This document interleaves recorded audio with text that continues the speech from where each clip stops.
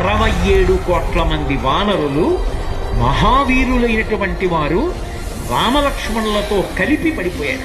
ఒక్క వానరుడు యుద్ధభూమిలో లేచి తిరుగుతున్నవాడు లేడు. ఇంద్రజిత్ శక్తి తెలుసు కాబట్టి విభీషణుడు వెళ్ళిపోయాడు, దొరకలేదు. స్వామి హనుమ ఏ అస్త్రము చేత బంధింపబడరు కాబట్టి హనుమ ఒక్కరే ఉన్నారు. అందరిలో పెద్దవాడు, బ్రహ్మ యొక్క అంశలో వచ్చినవాడు జాంబవంతుడు నేల మీద పడిపోయి ఉన్నాడు.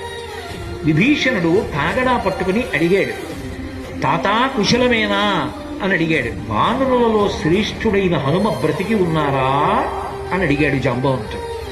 విభీషణుడు అన్నాడు, తాత నువ్వు అడగవలసినది రామలక్ష్మణులు కుశలముగా ఉన్నారా అని అడగాలి. హనుమ కుశలముగా ఉన్నారా అని అడిగారేం తాత అని అడిగారు. మొత్తం వానరులు రామలక్ష్మణులతో కలిసి పడిపోయినా కూడా నష్టం లేదు. హనుమ ఒక్కరు బ్రతికి ఉంటే మళ్ళీ అందరూ బ్రతుకుతారు. అందరూ బ్రతికి ఉన్నా హనుమ ఒక్కరు పడిపోతే బ్రతికి ఉన్న వీళ్ళందరూ పడిపోతారు. అందుకే నేను హనుమ బ్రతికి ఉన్నారా అని అడుగుతున్నాను.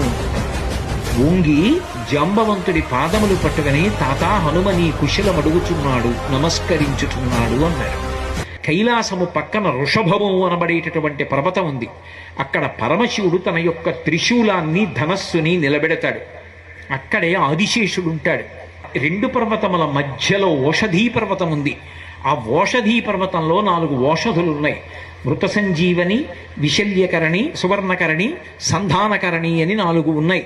ఆ 4 ఓషధులు తీసుకురావాలి. నువ్వు వెంటనే ఆ ఓషధులు తీసుకొస్తే వానరులు బ్రతుకుతారు. ఒక్క గుదుటున బయలుదేరి కైలాస పర్వతం దగ్గరికి వెళ్ళిపోయారు.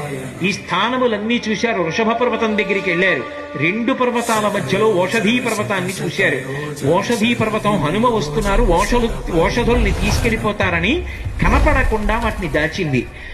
నా స్వామి అయినటువంటి రామచంద్రమూర్తి కార్యానికి పనికి రాకుండా ఓషధుల్ని దాస్తావానని ఆ సంజీవని పర్వతాన్నంతటిని పెళ్లగించి చేత్తో పట్టుకుని ఆకాశ మార్గంలో కించిత్ శ్రమ పడకుండా కాంచనలంక ఉన్నటువంటి దక్షిణ తీరానికి చేరి యుద్ధభూమిలో దింపారు.